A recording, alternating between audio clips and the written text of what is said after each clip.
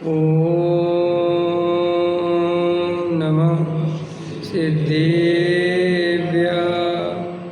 ओम नमः सिद्धेभ्यः।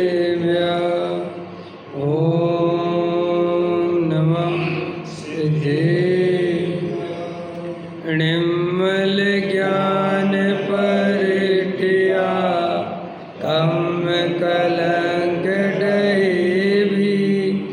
अपाल नवजेण परु ते परम पड़ सब करम मल का नाश कर हर प्राप्त कर निज जो लीन निर्मल ध्यान में नम करन कल संतप्त मानस शांत हो जिनके गुणों के गान में वे वर्धमान मान जिन विचरे हमारे ध्यान। योगसार ग्रंथ है, गाथा 19 चल रही है अपनी। पृष्ठ क्रमांक 33। तुम करो चिंतन स्मरण हर ध्यान आत्म देव का बस एक क्षण में परम पद की प्राप्ति हो इस काल से। कहते हैं शुद्ध भाव से जिनेंद्र देव का स्मरण करो, जिनेंद्र का चिंतन करो, जिनेंद्र का ध्यान करो। ऐसा ध्यान करने से एक क्षण में परम पद को प्राप्त हो जाते हैं। देखो कल अपन पढ़ रहे थे 33 पेज। भाई तीसरा पैराग्राफ, भाई भगवान आत्मा वीतराग मूर्ति प्रभु है, उसका शुद्ध भाव से चिंतन करना, राग दया दान के विकल्प तो छोड़ने लायक हैं। समझ में आया? ये कल अपन ने इस पर चर्चा की थी। उन्हें बारंबार याद ही क्यों करता है? समझ में आया? ये दया दान पूजा भक्ति, ये राग प्रणाम देवसास गुरु भक्ति आदि के प्रणाम, ये वास्तव में धर्म नहीं है और ये करने लायक भी नहीं है। अभी बड़ी खतरनाक बात है, सबको बड़ी बुरी लगती है। अरे भाई, वस्तु के स्वरूप में कोई किसी की पूजा करे, कोई किसी को नमस्कार करे, ऐसा स्वरूप ही नहीं है। ये जो अपन देवसास गुरु को नमस्कार करते हैं, ये वस्तु का स्वरूप थोड़ी, ये वास्तविकता थोड़ी है कोई किसी को नमस्कार करे। क्यों? क्योंकि जैन दर्शन गुलाम मार्गी नहीं है। जैन दर्शन तो प्रत्येक द्रव्य की स्वतंत्रता की घोषणा करता है। वो तो ये कहता है कि प्रत्येक द्रव्य स्वतंत्र है। न भगवान महावीर बड़े हैं, न भगवान आदिनाथ बड़े हैं और न तुम छोटे हो। सब द्रव्य अपने अपने स्वचतुष्टय में अपने अनंत गुणों को धारण करते हुए अपनी अनंत शक्तियों में विलसते हैं। वे एक दूसरे का स्पर्श भी नहीं करते, वे तो अपने अपने स्वभाव से परिपूर्ण हैं। 6 द्रव्य, उसमें मैं भी एक द्रव्य हूँ कि नहीं, मेरी सत्ता है कि नहीं। तो साफ रे दया, अरे भाई ये तो राग का परिणाम है, ये तो अपने स्वरूप में स्थिर नहीं रह पाते हैं और विकारी भाव अंदर में उत्पन्न होते हैं और वे पर के लक्ष्य से होते हैं। तो वे पर के लक्ष्य में 2 तरह से होते हैं। जब पंचेंद्रिय विषय भोगों का लक्ष्य होता है तो उसे अशुभ राग कहते हैं, और जब देवसास गुरु दया दान पूजा भक्ति का लक्ष्य होता है तो उसे शुभ राग कहते हैं। वे दोनों ही राग हैं, बंध के कारण हैं, वे आत्मा के स्वभाव नहीं हैं और उनसे कोई जीव के सुख का, मुक्ति का, सम्यक दर्शन का कोई संबंध नहीं है। जैसे कोई जीव दया दान पूजा भक्ति व्रत उपवास करता रहे जिंदगी भर, तो क्या वो सम्यक दृष्टि हो जाएगा? सम्यक दृष्टि होने के लिए क्या मानना पड़ेगा क्या स्वीकार करना पड़ेगा कि एक द्रव दूसरे द्रव का कर्ता धर्ता, और ये देव शास्त्र गुरु का राग भी ये मेरा स्वरूप नहीं है, क्योंकि राग अच्छी चीज़ है ही नहीं। देखो राग माने क्या? राग माने वस्तु स्वरूप के विपरीत भाव, उसका नाम राग। किसा वस्तु स्वरूप के विपरीत क्या? कि पर द्रव्य को चाहना, पर द्रव्य को अच्छा मानकर चाहना, लेना, ये सब क्या है? और वो कह रहे वस्तु के स्वरूप में कोई किसी को ले दे सकते ही नहीं। हम देव सास गुरु को नमस्कार कर सकते हैं? बताओ, कर सकते हैं? देखो, क्रिया से नमस्कार किया वो शरीर की है, वो आत्मा ने करी नहीं। और आत्मा में झुकने की कोई जगह है नहीं, वो तो असंख्यात अमूर्तिक प्रदेशों का पुंज है, ज्ञान आदाय गुणों का धारी है, वो किसको झुके? और जो झुकने का परिणाम हुआ वो राग भाव है, वो आत्मा का स्वभाव नहीं है, वो तो आत्मा का विकार है, समझ में? और उस विकार का कर्ता भोक्ता अपने को माने तो मिथ्या दृष्टि है। तो फिर दया दान पूजा भक्ति ये करना के नहीं करना, ये प्रश्न ही कहाँ होता है? अरे भाई, वास्तव में तो दया दान पूजा भक्ति आचार्य कहते हैं, तो क्या कहते हैं? करने लायक नहीं है, ये वस्तु का स्वरूप नहीं है, ये तो राग भाव आता है, इसलिए बाहर में दिखाई देते हैं। फिर भी ज्ञानी इनको याद नहीं करता। क्या कह रहे? अब सुबह पूजा हो गई, बात खत्म हो गई, अब पूजा के बारे में याद कर रहे हैं, समझ में आया? वो देव सास गुरु ये तीरथ वो तीरथ, यही। अरे आचार्य कहते याद करने, राग भी याद करने लायक है क्या?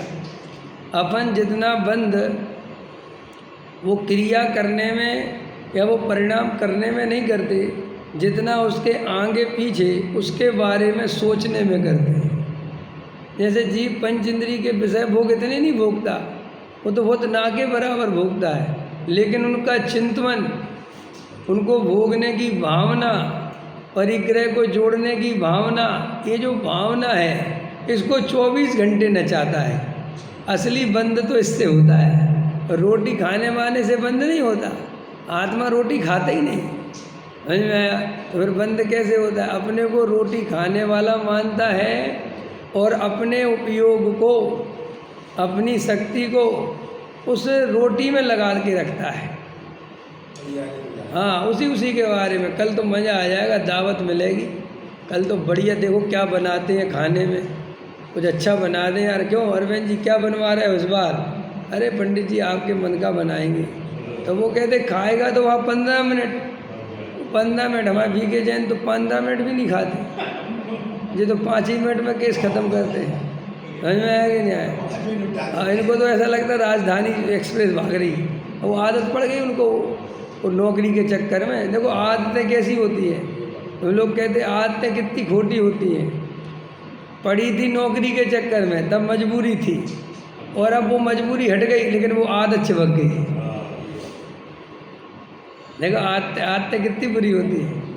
ऐसे ही तुमने जो दया दान पूजा भक्ति की आदतें पाल ली, और वे आदतें ऐसी पालने की जरूरत नहीं है तो भी अब इसके बिना चैन ना पड़े।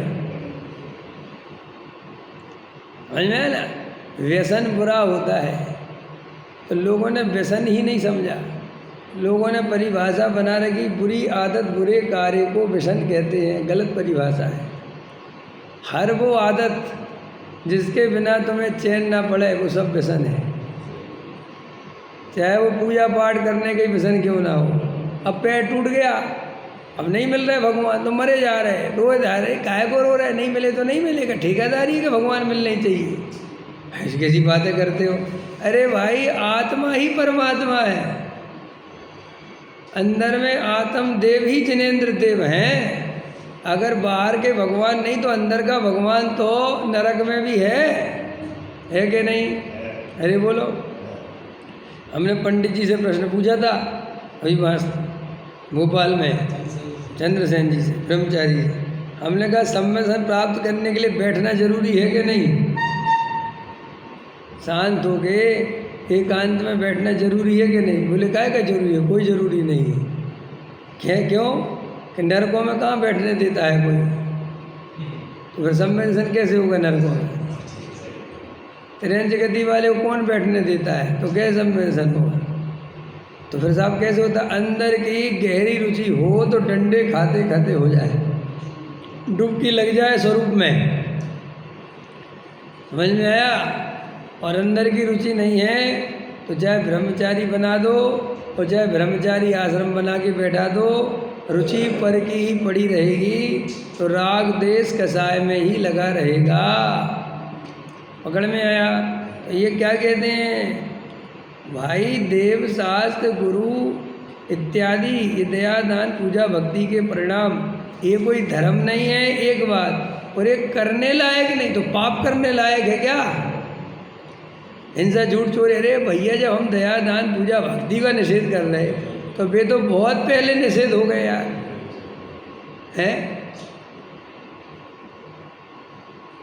जब हम सगे दामाद को नहीं पूछ रहे तो दामाद के भाई को पूछेंगे, हैं? वे कह रहे तुम दामाद को तो नहीं पूछ रहे अपने, कोई बात नहीं, लेकिन फूफा जी को तो पूछोगे। जो आदमी दामाद को नहीं पूछ रहा, फूफा तो बहुत दूर खड़ा है, और फिर कोई कहे कि कोई बात नहीं, फूफा को भी छोड़ो और दामाद को भी छोड़ो, उनके फूफा जी आ रहे हैं, उनको तो पूछोगे। अरे जब हम पुण्य का निषेध कर रहे हैं तो मूर्ख आदमी को इतना समझ जाना चाहिए कि पाप का निषेध तो इसमें ऑटोमेटिक हो गया। नहीं समझ में आया? लोग में समझदारी होनी चाहिए ना। हम आपसे कह रहे हैं कि ये सामान 1000 रुपये का है और हम तुम्हें 900 रुपये में नहीं दे सकते, समझ में आया? 999 में नहीं दे सकते, और वो कह रहा ठीक है 999 में तो नहीं दोगे, बात तो ठीक है, 699 में तो दे दोगे।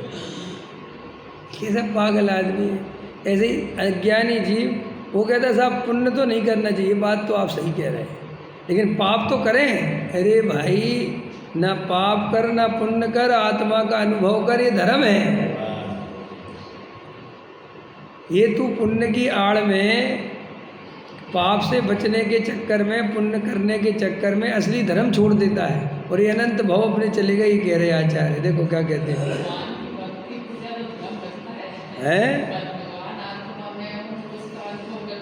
हाँ ये नहीं लगता, ये बस ये असली बात है, और ये अनंत जन्मों से ये नहीं धर्म लग रहा, इस तरफ ध्यान नहीं जा रहा। अरे घर गृहस्थी, मकान, दुकान, स्त्री, पुत्र आदि, ये सब के कर्तापन है ही नहीं वास्तव। ये अपन को लगता है, भ्रम है कि करता वर्ता नहीं है भाई। वो तो जो द्रव्य का जो परिणमन होना है, और क्या कर लोगे कर्ता बन के? अभी कुछ दिन की बात है, और वो भी है भी कि नहीं क्या पता। आयु कर्म पूरा होते ही ये सब पर्याय पलट जानी है पूरा। काहे के करता धरता बन लोगे? 1 मिनट में तो खेल खत्म है, आधा सेकंड में भी खेल खत्म होना है, पता थोड़ी चलता है, और हो ही रहे, रोज जीव मरते हैं बेचारे, हैं? एक दिन अपन चले जाएंगे पर्याय छोड़ के। तो आचार्य कहते थे तू कर्तव्य के नाम पर, पत्नी का कर्तव्य है, बच्चों का, अरे काहे के कर्तव्य है? एक कर्तव्य ने तेरी जिंदगी खराब कर है तो हम कुछ करें? अरे वे तो सब जो होने योग्य परिणमन है वो होता ही होता है। तेरे मानने से, कर्तव्य करने से कर्तव्य थोड़ी हो रहा है। पकड़ में आया? तो अपन क्या समझा रहे थे? व्यसन, आदत बुरी आदत नहीं होती, अच्छी आदत भी बुरी आदत होती है। जो आदत अपने को गुलाम बनाए वो सब बुरी आदत। अपन की स्वतंत्रता रहनी चाहिए, अपन किसी के गुलाम नहीं। समझ में? देखो, स्वच्छंद होने से डरना चाहिए, स्वतंत्रता से नहीं। समझ में? स्वच्छंदपना क्या है? अपनी इच्छाओं की पूर्ति में सुख मानना, इसका नाम स्वच्छंदपना है। और अंदर से एक द्रव्य दूसरे द्रव्य का कर्ता धरता नहीं है, ऐसी स्वतंत्रता से रहना, इसका नाम स्वतंत्रता है। कोई किसी के अधीन नहीं है, कोई किसी का गुलाम नहीं है, कोई कर्तव्य वर्तव्य किसी के। कर्तव्य तो तब आए ना जब एक द्रव्य दूसरे द्रव्य का कर्ता हो। अपने को लगता है कि हमारा पत्नी के प्रति कर्तव्य है, बच्चों कोई कर्तव्य वर्तव्य नहीं है, तो पुण्य का उदय होगा तो उनके कार्य होते हैं और तेरे निमित्त से होते हैं। तो तुझे ऐसा लगता है कि मैंने इनको सुख दिया भैया कुछ नहीं। और उनने सुख लिया नहीं, उसी में अगर उसका पाप का उदय हो तो तुम सुख दोने की कोशिश करो, वो ही उसको दुख का कारण बनता है कि नहीं? बोलो। पति पत्नी खुश होगी ये सोच के साड़ी खरीद लाया उदाहरण के लिए, और उसका पाप का उदय है, तो उसे साड़ी पसंद नहीं आई और बड़बड़ाने और लगी, काय को लेके आ गए, वह अकल तो है नहीं लाने की, व्यर्थ में ले आए। अरे अब तू कहती थी, अरे तो मेरे कहने से यही बात समझ में आई तुम्हें और कुछ नहीं आई। अब झगड़ा हो गया, कागज़ तैयार हो गए।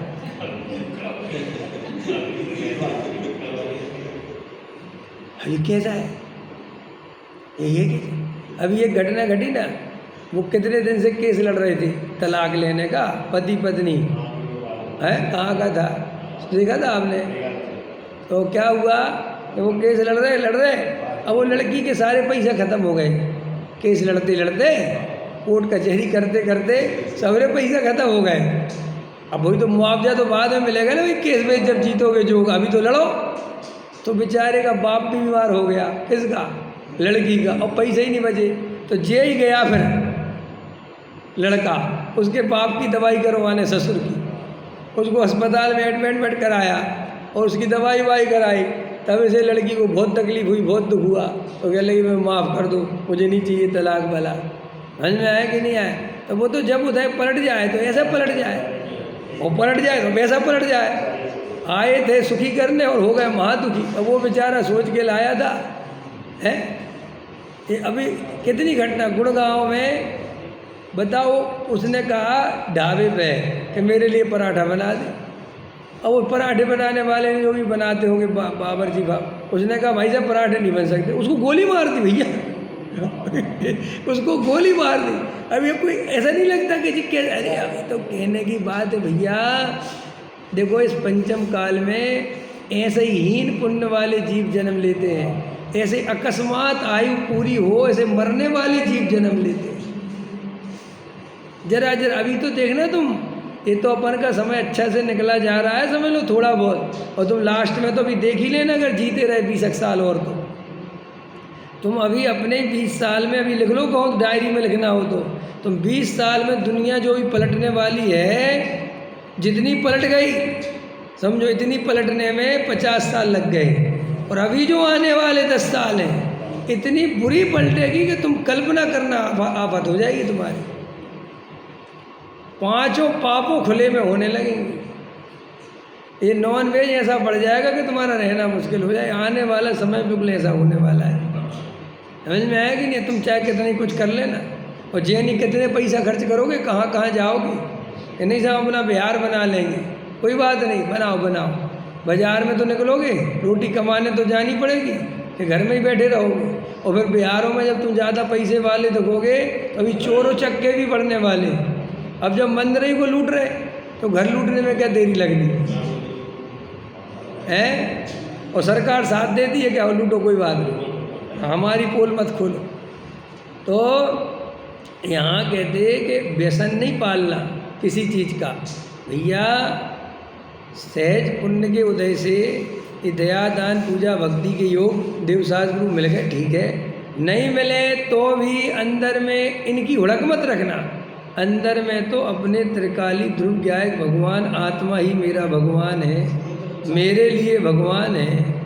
अरे वे समंत भद्राचार्य कह गए कि मुझे तुम्हारा व्यसन लग गया, काव्यात्मक चीज़ें हैं वो, एक अपनी बात को, भक्ति को व्यक्त करने की चीज़ है। मुनिराज को कभी कोई व्यसन नहीं होता, और मुनिराज को व्यसन हो तो वे मुनिराज नहीं होते। अभी किसी की हिम्मत नहीं है समंत भद्र के बारे में बोलने की। अरे लेकिन उपमा अलंकार होते हैं, शब्द मलिक्ष नहीं बनना चाहिए, व्यवहार नए के कथन होते हैं, लेकिन ऐसा नहीं है कि उनको आत्मा के प्रति, अरे सबसे ज़्यादा तो अपने स्वरूप में रहते हैं। ये तो भक्ति बसा, जब भक्ति के भाव आते हैं तो इस तरीके की स्तुतियाँ होती हैं, और वो भक्ति का रूपक है। उसमें गलती, स्वरूप ऐसा है भक्ति का। भक्ति का स्वरूप में तू ही तारण हारा है प्रभु, तुम ही सब कुछ हो, अरे प्रभु आप ऐसे हो, ये भक्ति का स्वरूप ही है। मैं तो आपको इसलिए नमस्कार करता हूँ। अब ये बात समंत भद्र पे बोली है तो वे ही समंत भद्र कितने अभिमानी दिखाई देते हैं, कहते मैं तुम्हें नहीं करता नमस्कार, जाओ। क्या होता है तुम्हारा समुषण, ये तो सबके पास इंद्रजालिया हो सब, इसमें क्या दम है? तुम्हारी वीतरागता और सर्वज्ञता के लिए नमस्कार है मेरा, बाकी मुझे तुमसे कोई लेना देना नहीं है। समझ में आया कि नहीं आया? तो ये तो एक रूपक है, ये तो वो तो रूपक है, लेकिन व्यसन अच्छी चीज़ नहीं है। प्रवचन का भी व्यसन, कोई व्यसन कि साहब ये क्यों, अरे भैया जी एक दिन सब छूटेगा, ये तो उदय प्रमाण है। प्रवचन में तुम नहीं आए हो, हमारा पुण्य का उदय लेके आया है। अभी हमारा पाप का उदय आ जाए तो भैया नहीं मिले प्रवचन सुनने, क्या करें? बीमार पड़ जाए। ये जितनी भी क्रियाएं बाहर की हैं ये पराधीन है, लेकिन आत्मा स्वाधीन है। बोलो कौन सा पाप का उदय आत्मा के स्वरूप को ढक सकता है? बताओ। अपने हाथ पैर कट जाए, मर पड़े रहे बिस्तर पे, तो भी वहाँ आत्मा का अनुभव कर सकते हो, लेकिन क्रियाएं नहीं कर सकते, गंधोदक नहीं लगा सकते, पूजा नहीं कर सकते, क्योंकि हाथ पैर कट गए, अब क्या करोगे? पराधीन हो गए। लेकिन उस समय भी आत्मा का ध्यान, आत्मा का अनुभव कर सकते हैं। इसलिए आचार्य कहते हैं तुम वेद ज्ञान की कला सीखो। काय की कला सीखो? ये पुण्य पुण्य करने की कला मत सीखो कि लौंग चढ़ाएं कि बादाम चढ़ाएं, इनमें कोई दम नहीं है। समझ में आया? कुछ नहीं रखा है बाहर की क्रियाओं में, तो साहब करें करे सहज होती हैं तो होने दो। इनका बिल्कुल अंदर में जरा सा भी आग्रह मत रखो कि हमारा सामग्री के बिना पूजा में मन नहीं लगता। ये सब आग्रह है। जो जैसा बाहर में उदय प्रमाण है तो क्या कहते हैं, उसका शुद्ध भाव से चिंतन करना, राग दया दान के विकल्प तो छोड़ने लायक हैं, उन्हें बारंबार याद ही क्यों करता है? समझ में आया कि नहीं आया? अरे शुभ भाव याद करने लायक नहीं है, और शुभ भाव हो गए तो हो गए, लेकिन अंदर में उसमें रुचि नहीं होना चाहिए, उसमें कर्तृत्व नहीं होना चाहिए, उसमें आनंद की अनुभूति नहीं होना चाहिए। समझ में आया? भेद ज्ञान होना चाहिए। दया दान पूजा भक्ति के परिणाम आए, हो गए, ठीक है। अब घर गृहस्थी में रहते हैं तो अशुभ भाव भी होते हैं, हो गए, लेकिन दोनों ही भाव ये भाषित होने चाहिए। ये पुरुषार्थ है। हमें क्या लगता है, हमारे अंदर क्या बैठा है कि जब पाप का परिणाम होता है तो हमें वो ये भाषित होता है, ऐसा लगता है गलत है, ये नहीं करना चाहिए। समझ में आया कि नहीं आया? माने वो पुरुषार्थ की कमी दिखती है, लेकिन जब दया दान पूजा भक्ति का परिणाम होता है तो हम इसको पुरुषार्थ मानते हैं। मानते कि नहीं? अब ये पुरुषार्थ मानते हैं, ये अपनी आश्रव तत्व संबंधी भूल है। पकड़ में मानते हैं अंदर में। क्यों? कि साहब आपको कैसे पता? अगर इसे पुरुषार्थ नहीं मानता तो इसमें संतोष नहीं मिलता। जैसे अभी अपन ने 2 घंटे पूजा कर ली, तो अभी अंदर में क्या लगना चाहिए कि अभी असली काम तो किया ही नहीं। अंदर में क्या लगना चाहिए? असली काम तो किया ही नहीं। असली काम तो वेद ज्ञान करना है, तो अंदर में वेद ज्ञान की धारा चलनी चाहिए। लेकिन हमने इसको ही असली काम मान लिया, तुम्हारे अंदर में वो धारा चलती नहीं, क्योंकि हमें ऐसा लगता है कि दया दान पूजा भक्ति हो गए तो धर्म का कार्य हो गया। और ये तो कुछ भी नहीं है। कोई जीव दिन भर स्वाध्याय करते हैं, करणानुयोग पढ़ रहे, पुस्तकें लिख रहे, संपादन कर रहे, तो उनको लगता है कि ये पुरुषार्थ नहीं है। उनको लगता है हम तो ये जिनवाणी केंद्र चला रहे, तो लगता है कि साहब ये कोई पुरुषार्थ थोड़ी है, कोई धर्म थोड़ी है। लेकिन अंदर में कहीं ना कहीं इसमें बहुत गहरी रुचि रहती है। ये वज्रसेन जी मंदिर का संचालन कर रहा है, ब्राह्मी सुंदरी चला रहे, तो अंदर में ऐसा लगता है जैसे हम वास्तव में धर्म का कार्य कर रहे हैं। इतना समझने के बाद कि कोई धर्म नहीं है, लेकिन वो अंदर में ऐसी कुटेव पड़ी रहती है, अंदर में वो मान्यता गहरे, ऐसा लगता है धर्म ही का तो है। हम इतने बच्चों को पढ़ा रहे हैं, धर्म का तो है ही। अब जिनवाणी की रक्षा कर रहे हैं, इतनी जिनवाणी इधर उधर धक्के खा रही थी, अंदर में वो, और वो ही अपने लिए घातक है। वो जो तुम्हें संतुष्टि आई ना, वो जो संतोष आया कि मैंने कुछ अच्छा काम किया, ये ही अपने लिए ले डूब। देखो मुनिराज को छठवें गुरुस्थान में कितने उत्कृष्ट परिणाम रहते हैं, समझना तुम, कितने उत्कृष्ट। उन उत्कृष्ट परिणामों को वो भट्टी में जलने के समान देखते हैं, तो कहते बहुत तकलीफ है, करने योग्य नहीं है, ये आश्रम है, दुगुरु है, तो सातवें गुणस्थान में जाते हैं। अगर वे छठवें गुणस्थान के परिणामों में संतोष माने कि मैंने कितनी बढ़िया टीका लिख दी आत्मख्याति, अब बेचारे अन्य जीवों को ये सब समझ में आ जाएगा। कुंद कुंद के बस का नहीं था, अगर मैं आत्मख्याति नहीं लिखता तो वे नहीं समझा पाते। समझ में आया? कितने बढ़िया श्लोक बनाए मैंने, कलश बनाए, कितने सुंदर सुंदर, ऐसा उसमें रस लेने लगे तो तुरंत पहले गुणस्थान में आ गए। अब कितनी खतरनाक बात। यद्यपि मैं तो एकमात्र चैतन्य मूर्ति हूँ, परिणति मेरी मलिन हुई है मोह उदय से, परम विशुद्धि को पावे वह परिणति मेरी, समय सार की आत्मख्याति नामक व्याख्या। तो अमृतचंद आचार्य खुद ये कह रहे हैं कि जो लिखने बिखने के परिणाम हैं ये सब खोटे हैं। अब सोचो बात, और सुनो, उनको थोड़ी देर के लिए आते हुए परिणाम, ऐसा भी नहीं है कि उनको दिन में बहुत कम परिणाम, बाकी तो अपना आनंद करते हैं, तो भी इतना सा बर्दाश्त नहीं है।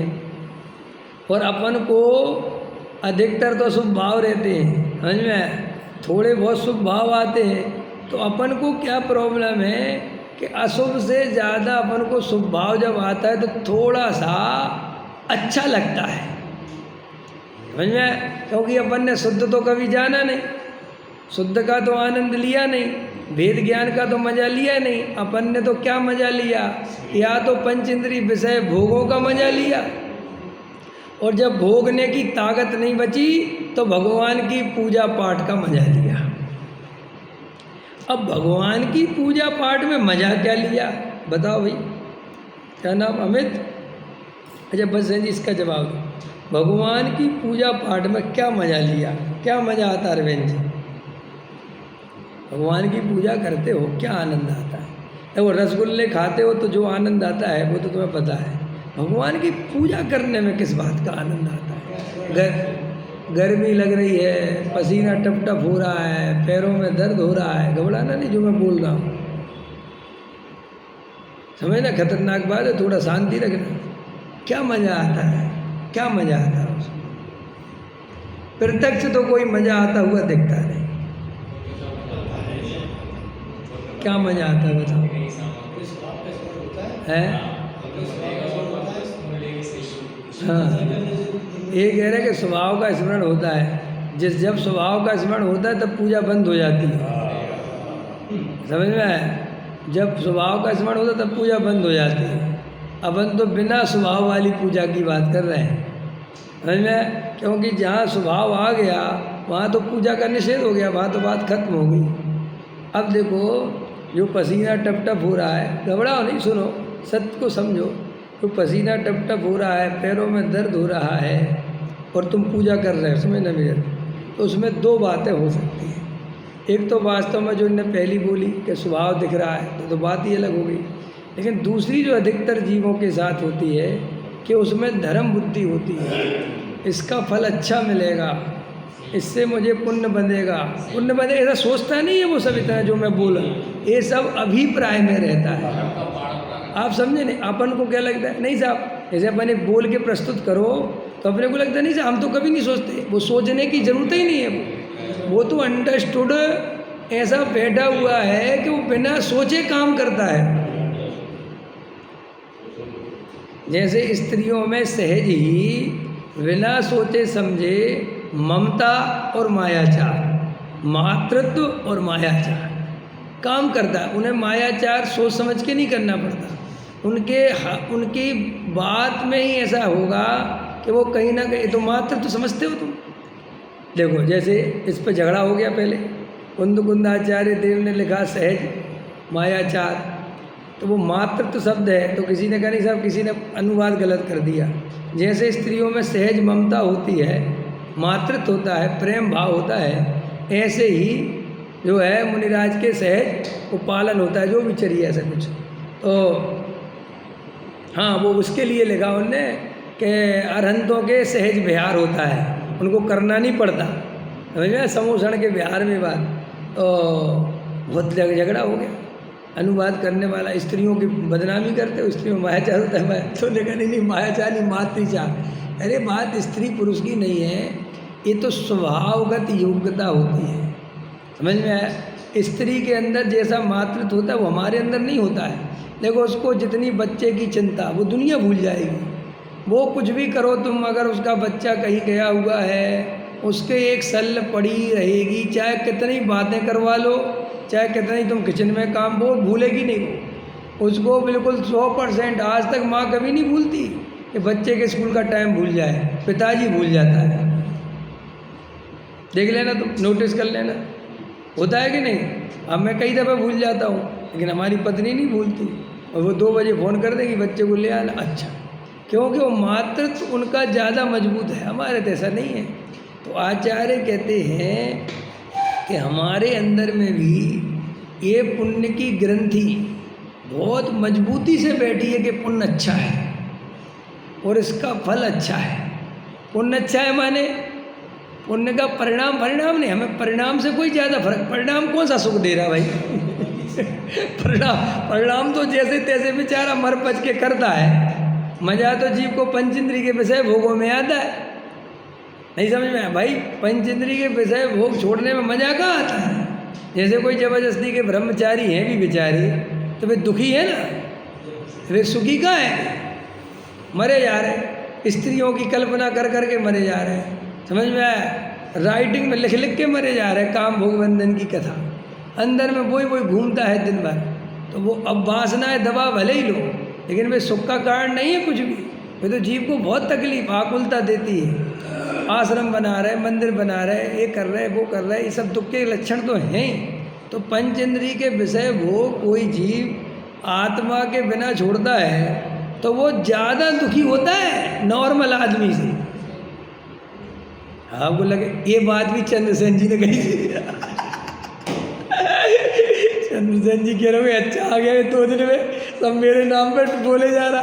नहीं, वो बोले नहीं यार, रियल में उनने बोला कि जो आदमी अगर उसे वास्तव में सच्चा आत्मा का भान नहीं है, सच्ची स्वरूप की रुचि है, तो उन्होंने बोली ये बात कि निर्वृत्ति लेके वो प्रवृत्ति वाले से ज़्यादा दुखी रहता है। वो बोले प्रवृत्ति वाला तो बहुत आनंद कर लेता है और बहुत अच्छा धर्म भी कर सकता है। बोले ये तो जिंदगी भर अंदर कसायों की आग में जलता है। ये तो खतरनाक बात है ना। जैसे अपन को भूख लगी हो और अपन भोजन कर लें, 15 मिनट में भोजन हो गया, तो भोजन संबंधी विकल्प कम से कम 5, 4, 6 घंटे तो खत्म हो गया ना। लेकिन भोजन नहीं करें और भूख लगी हो तो भाई साहब 1 मिनट भी ऐसा नहीं आता कि जब भोजन की याद नहीं आ। तो भैया खतरनाक कौन है? वो करने वाला कि वो नहीं करने वाला? अब हमारे दिमाग में भर दिया कम से कम पाप से तो बच गए। अरे भैया पाप के काय का बच गया, कौन सा पाप से बच गया समझ में नहीं आता। सबके दिमाग में लगता है रोटी नहीं खाई, शादी नहीं करी तो पाप से बच गया। अबे शादी करने से पाप थोड़ा ही लगता है, या शादी नहीं करने से पुण्य थोड़ी लगता है। वो अंदर के जो परिणाम हैं वो असली पुण्य पाप के खेल हैं। और हम तो ये बता रहे हैं कि वे दोनों हैं, तब सम्यक दर्शन होगा।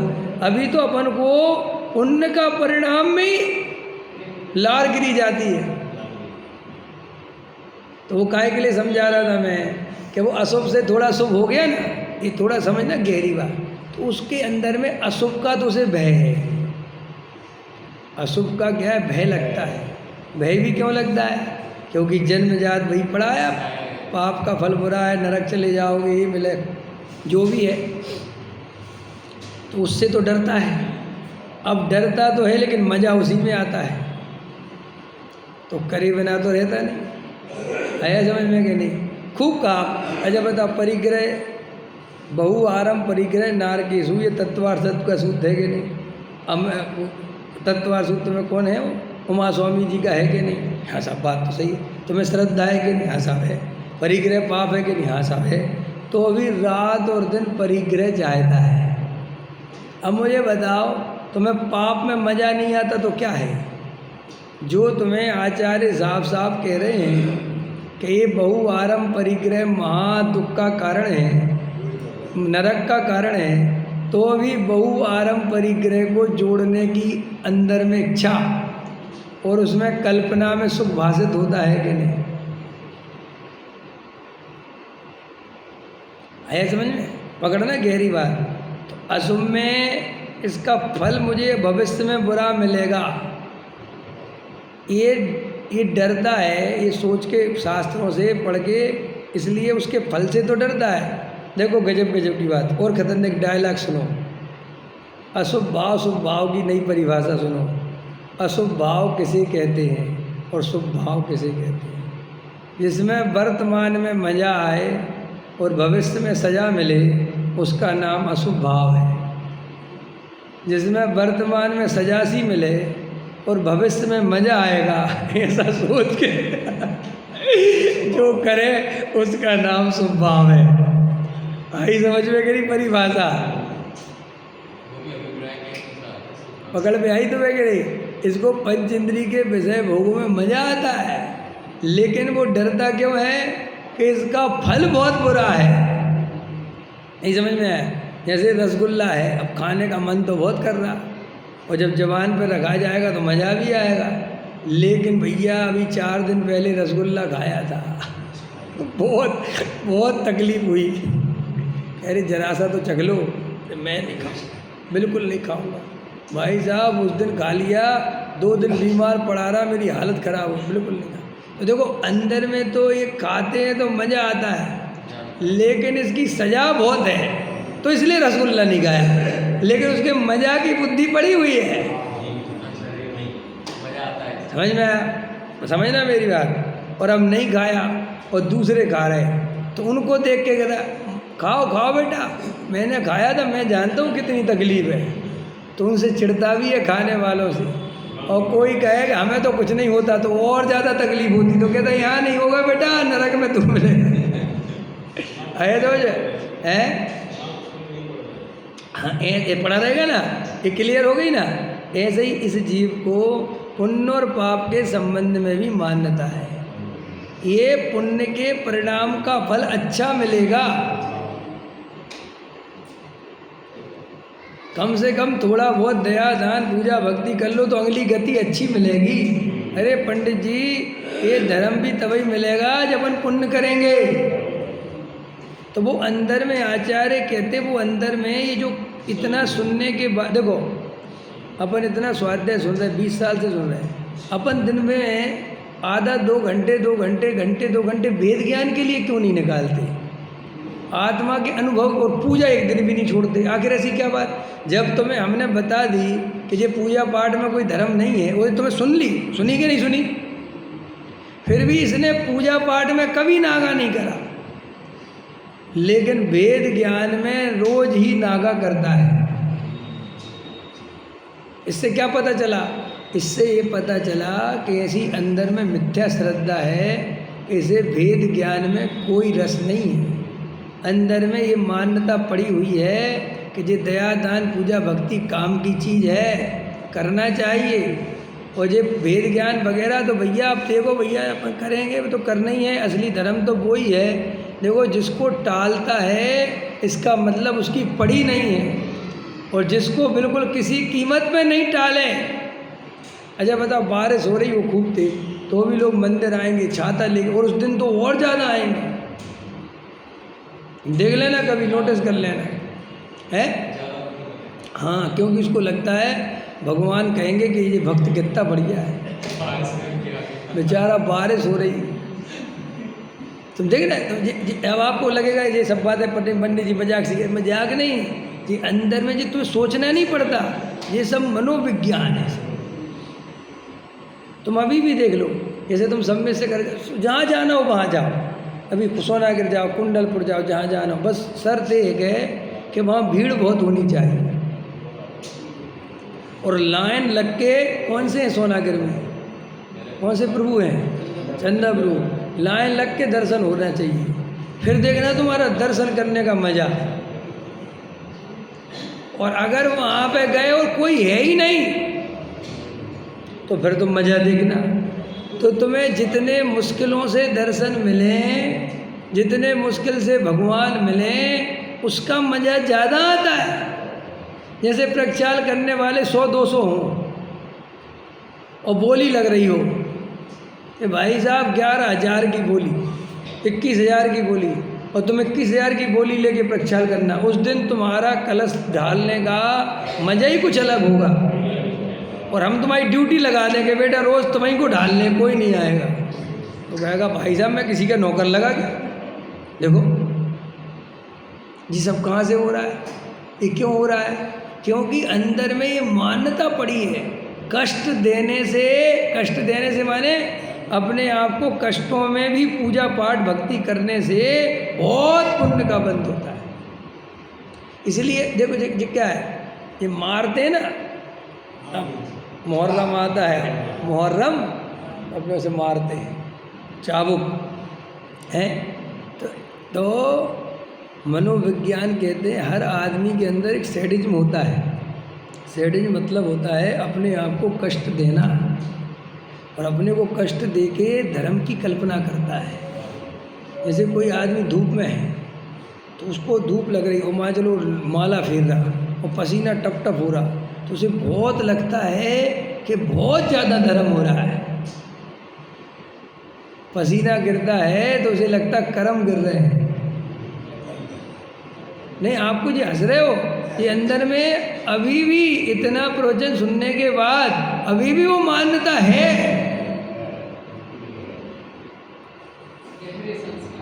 बहुत गहरे। भाई साहब खड़े खड़े पूजा करेगा, पैरों में दर्द होता रहेगा, पूरा ध्यान पैरों पर रहेगा, ऐसे पलटता रहेगा, ऐसे करता रहेगा, ऐसे करता रहेगा, ऐसे करता रहेगा पूरा टाइम, लेकिन बैठेगा नहीं। क्योंकि उसको बैठ के एक तो अहंकार की भी प्रॉब्लम है और दूसरी धर्म की भी प्रॉब्लम। तो लोग कहेंगे बुढ़ा हो गया और इसको तो अभी जवान दिख रहा है, कैसी कसा है, बूढ़ा हो रहा है तो भी जवान दिखना है। साहब हम 65 साल के हो गए, हम तो खड़े खड़े पूजा करते तो 30 मार लेता, मोक्ष चला जाए। किसी कसाई रहती लोगों के अंदर। देखो अपने हम चेक करो, कोई कह रहे तुम 70 साल के हो रहे हो, बढ़िया, अभी आप बहुत फुर्तीले दिखते हो। अरे साहब ध्यान रखते, बेकार की बात है। अभी 1 मिनट में पाप का उदय आएगा, 1 मिनट बुढ़ा हो जाएगा।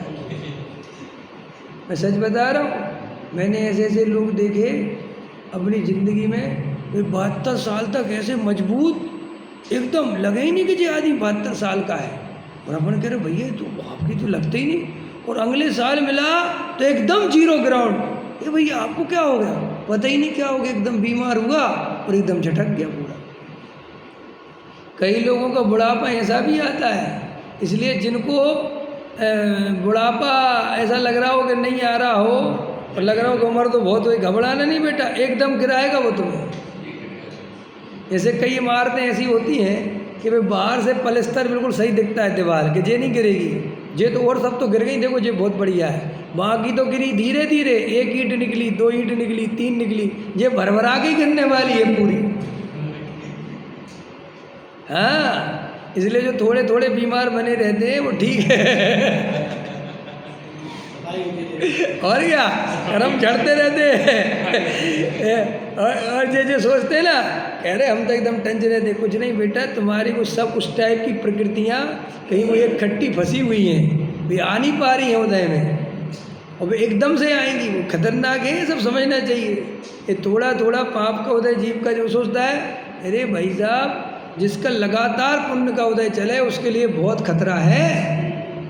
क्योंकि कोई ऐसा अभी उदय चल रहा है कि पाप की प्रकृतियाँ तेरे पुण्य के सामने साइड रास्ता दे दिया। जैसे क्या होता है, सब समझो कर्म को भी, पुण्य जब मजबूत होता है ना, जैसे बेग से आता हुआ पानी तो साइड में लगा देता ना वो कचड़े को, क्योंकि उसकी ताकत बहुत है। ऐसे ही जब पुण्य की ताकत बहुत होती है, पुण्य का उदय तेज हो, जैसे अभी मोदी का पुण्य का उदय बिल्कुल बाढ़ सी बह रही, अब धीरे धीरे अब इसका एकदम देखना मामला बहुत गड़बड़ाता है। ऐसे ही पुण्य का उदय जब आता है तो पाप प्रकृतियाँ उस समय साइड हो जाती हैं। उससे जीव को लगता है अरे अपन किसी के अरे, और वो एकदम जब पलटा मारता है तो सीधा निगोद में आँख खुलती है जीव। जब तक तेरे पुण्य का बीता नहीं करार तब ते तेरे माप है। माप नहीं है बेटा, तो सबका फल मिल रहा है, ये तो सब बन रहे हैं। माप प्रकृति में होता ही नहीं कुछ। कर्म तो जड़ है, वो क्षमा करना नहीं जानता। क्षमा तो जीव का स्वभाव है, और जीव कुछ किसी का करता धरता तो है नहीं। और कर्म जड़ है, उसको बेचारे को काहे की क्षमा, वो तो जैसा बंधा जैसा आया वैसा आएगा, उसको क्या लेना देना। तो इसलिए जो जीव ये जरा पुण्य के उदय में गाफिल हो जाते हैं, आचार्य कहते पागल मत बनो, कोई दम नहीं है पुण्य के उदय में। और जरा तुम्हारा शरीर मजबूत है, थोड़ा देखने में अच्छे लगते हो, तो ये अहंकार आदि नहीं करना भूल के भी। और अपने जवान हम तो साहब इस उम्र में भी, बेकार की बात है सब। ये सब कर्म के खेल है, जीव का इसमें कोई लेना देना। तुम्हारी शकल सुंदर है तो तुम्हारे कारण नहीं है, ये तो नाम कर्म का उदय। और जब ये नाम कर्म का बिगड़ता है तो ऐसी शक्लें हो जाती, लोग देखना पसंद नहीं करते। तुमने देखे फिल्मी स्टार इतने सुंदर लगते थे जवानी में कि लोग पागल होते, और अब ऐसी मक्खी भिनभिना रही कि कोई देखने को तैयार नहीं है, बात करने को तैयार नहीं। ये धर्मेंद्र जो मरा है तुम्हें पता ही नहीं किसी को, भाई साहब इसको जो जल्दी जला दिया, कोई कुछ नहीं रखा, चेहरा नहीं दिखाया, इतनी बुरा इसकी बॉडी हो गई थी कि वो दिखा नहीं सकते थे। समझ में आया कि नहीं आया? क्या रखा इन शरीरों में पागलपन करने से, अहंकार करने से। तो क्या समझा रहे थे? ये शुभ अशुभ भाव। तो ये जीव को अशुभ में तो आता है मजा असली में, और शुभ में लगती है सजा, लेकिन शुभ करता रहता है इस बात को सोच सोच के कि इसके फल से ही सब कुछ मिलता है। और सच्ची बात पूछो तो ये भी निर्णय कहाँ है सच्चा? अच्छा बता, अपन को पुण्य के उदय से सामग्री मिलती है कि पाप करने से मिलती है? बताओ, दो जवाब। जो तुम छल कपट मायाचार करते हैं, बेईमानी करते हैं, इससे पैसा बढ़ता है कि पुण्य के उदय से? तो फिर छल कपट क्यों करते हो?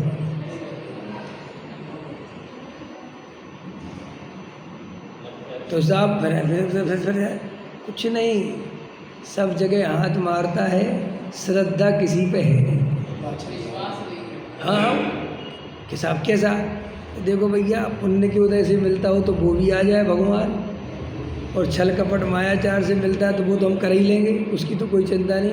कुल मिला के सब जगह से हाथ पैर मारता रहता है। इसे तो सफल होने से मतलब है। अब जैसे किसी से कहो कि यार तुम्हारा काम पुण्य के उदय से बना, कहता बन गया ना भाई साहब, चूल्हे में गया पुण्य से बना, का जब काम होना चाहिए। सबके दिमाग में क्या है?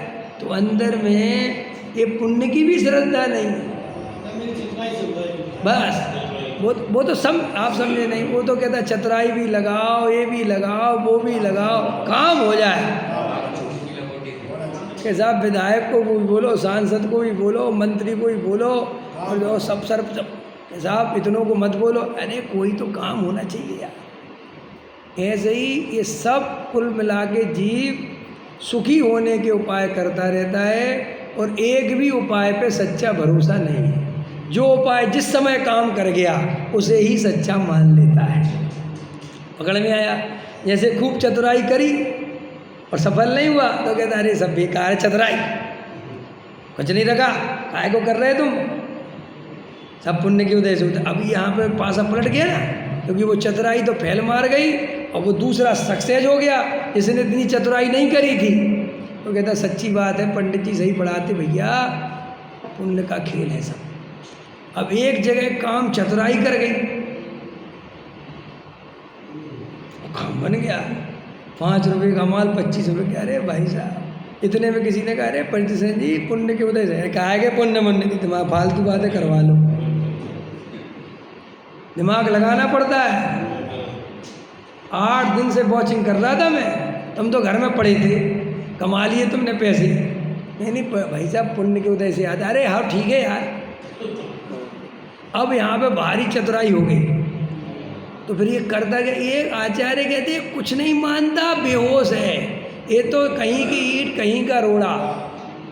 जब जैसी बात बन गई वैसी बना के वो वैसी बना के चतुराई दिखाकर अपने को होशियार समझकर निकल जाता है, अंदर में महामूर्ख है बस। और कोई दम नहीं है। अगर बीजेपी जाति दिख रही तो कांग्रेस में शामिल हो जाओ, और कांग्रेस जाति दिख रही तो बीजेपी में शामिल हो। कि तुम्हारे खुद के कोई उसूल है, हमारा यही उसूल है, जो जीतता है उसके तरफ चले जाते। एक वो मर गया, वो तुम नहीं जानते होगे, और उसका लड़का है चिराग पासवान, राम विलास पासवान नाम था उसका। इतना चतुर था वो कि आज तक वो बिना मंत्री बने नहीं रहा, चाहे चुनाव जीते चाहे नहीं जीते, क्योंकि वो कोई काम नहीं करता था, कुछ नहीं, न दौरे न सभा, सिर्फ एक ही देखता था पंछी किस डाल में बैठ रहा है। उसके गुप्तचर इसी काम में लगे थे कि भाई कौन पार्टी जीत रही तुम्हें पहले से बताओ। साहब कांग्रेस जीत रही तो बस वो कांग्रेस की तरफ शामिल हो जाता है। और अभी उसको दिख गया मोदी के समय 2014 में, अब तो मोदी आएगा, तो वो तुरंत उसने अपना पासा पलटा, इधर आ, समझ में। तो अब उसको क्या लगेगा कि मैं तो चतुराई से जीत रहा, वो लगेगा कि नहीं, तुम्हें लगेगा कि हम सबको। लेकिन आचार्य कहते रियल में कोई चतुराई फतराई है ही नहीं वहाँ कुछ, उसका उस जाति का उदय है तो वो जी उस होता है। और कभी कभी ज़्यादा चतुर होते हैं, वो जिस पार्टी में जाते हैं वहीं हार जाते हैं। वो होते नहीं बेचारे, बदलते रहते हैं और थू होती रहती उनकी। तो भैया आचार्य कहते वस्तु स्वरूप का निर्णय कर, तुझे अंदर में ये पुण्य की रुचि पड़ी हुई है, ये अंदर में शुभ भाव की रुचि इस रूप में कि इसका फल अच्छा है। इसलिए पानी बारिश में भी मंदिर तो भागता है, लेकिन आत्मा की तरफ नहीं भागता, क्योंकि भेद ज्ञान करने से मैं सुखी होऊंगा, तत्व निर्णय करने से सुखी होऊंगा, आत्मा के अनुभव से सुखी। अंदर मान्यता ही नहीं है, ध्यान ही नहीं है इस तरफ। और कहता है कि हमारा मन नहीं लगता तुम्हारे भेद ज्ञान में। बेटा ये मन लगाने की चीज़ नहीं है, ये जो मन को रुचे वो करने की चीज़ नहीं है, ये भाव के अभाव करने की विधि है, ये दुखी होने से बचने की विधि है। मन नहीं लगता तो लगाना सीखो। अब कोई बच्चा कहे हमारा पढ़ाई में मन नहीं लगता, हम तो नहीं जाते स्कूल, तो ठीक है फिर ढोर चराने को तैयार है ना, कहने मैं काबिल बनूंगा, कुछ करके दिखाऊंगा। ये सब बातें मत करो, काबिलियत होती तो पढ़ाई में मन लगता। समझ में समझते बात को। आचार्य कहते ऐसे ही इस जीव को अंदर में पुण्य के फल की रुचि है, इसलिए जबरदस्ती करके पुण्य पुण्य करता रहता है अंदर में, और उससे अपने को सुखी हो जाऊंगा, ये मान्यता पड़ी रहती है। तो अपन क्या बता रहे थे, अशुभ और शुभ। और अशुभ लगता है सुखरूप, लेकिन उसका फल मानता है दुखरूप, समझ में। इसलिए अशुभ से कैसे भी करके जबरदस्ती उन भोगों को छोड़ता है। अंदर में तो लगता है, कई ब्रह्मचारी बोलते भी हैं ले लो मजे ले लो, अभी बाद में जब इसकी सजा मिलेगी ना, देखो कई लोग ऐसे ही बोलते हैं। उनको जैसे किसी को ब्रह्मचारी बनाते रहते जबरदस्ती, अब अच्छे से तो कोई बनता नहीं, तो झांसे दे दे के बनाते रहते हैं। महाराज भी कोई ऐसे तो बनता नहीं। अब तो कहेंगे शादी करोगे ना कुछ दिन का ही मज़ा है, माने ये बात तो तूने भी माने ली कि कुछ दिन का तो मज़ा है। देखो स्वीकार करा ना उसने, फिर बेटा सजा ही सजा है। सब्जी का थैला ही उठाते फिरोगे, किराना ही लाता, क्या है। इसका मतलब ये है कि तूने इस डर से अगर ब्रह्मचर्य लिया है तो तू कितना नकली ब्रह्मचारी है, और अंदर में कितनी आग जलती होगी वो मज़ा सोच सोच के। सोचो, उसकी कल्पना करो जीव की है, और अंदर में कितनी बेचैनी होती होगी। जैसे अपन उपवास कर लेते हैं ज़बरदस्ती, और अंदर में वैसी तो स्थिति है नहीं उपवास के लायक, तो बस भोजन भोजन, बस कितने घंटे और रह गए, कब तक निकलेगी, बस रात हो जाए फटाफट तो सो जाएंगे। अरे रे रे, तो कितना दुखी हो गया बेचारे ने, दिन कैसे काटा। इंदौर में मैं गया प्रवचन करने, तो वहाँ एक भाई आए, बोले पंडित जी आप जैसा उपवास बताते हो ना ऐसे ही उपवास करते थे हम। कि क्यों? कि एक तो हमें उस पर बैठाया जाता था बग्गी पे, जब 10 दिन उपवास कर लेते थे तो मज़ा आ जाता था, पूरे नगर में घुमाते थे, खूब इज्जत माला और पैर बया। तो हमने कहा तो बोले हम लोग कैसे उपवास करते थे, उपवास करते थे और एक पहला सो देखा, फिर निकल के दूसरा सो देखा, तो 8 घंटे फिल्म देखते थे। क्या देखते थे? एक फिल्म देखी, एक सो और फिर दूसरा। बोले हमारा दिन भर निकल जाता था और रात में जाके सो जाते थे, बस अगले दिन फिर। ऐसे जीव को अब उस उपवास है और तुम माला पहना रहे। समझ में? हमारा समाज आजकल इतना क्रियाकांडी हो रहा है कि वो आत्मा के अनुभव वालों की कीमत नहीं कर रहा है, वेद ज्ञान की कीमत नहीं कर रहा है, जो क्रियाकांड वालों को माला पहनाता है। अरे जो जीव दिन भर स्वाध्याय करें, तत्व चर्चा करें, समझ में आया, उन जीवों का सम्मान करना चाहिए, ताकि वो स्वाध्याय करने वालों को, तत्व समझने वालों को, मैं एक पूजा पाठ क्रियाकांड व्रत उपवास 10 दिन कर लिए तो माला पहना दो, और वो 10 दिन तक उसे होश ही नहीं है कि उसने किया क्या है। आया समझ में? तो देखो शुभ अशुभ भाव के बारे में यहाँ गुरुदेव श्री कहते हैं कि राग दया दान के विकल्प तो छोड़ने लायक हैं, उन्हें बारंबार याद ही क्यों करता है। अरे हो गए तो हो गए, वे याद करने लायक, चिंतन करने लायक, राग करने लायक नहीं है। सहजानंद।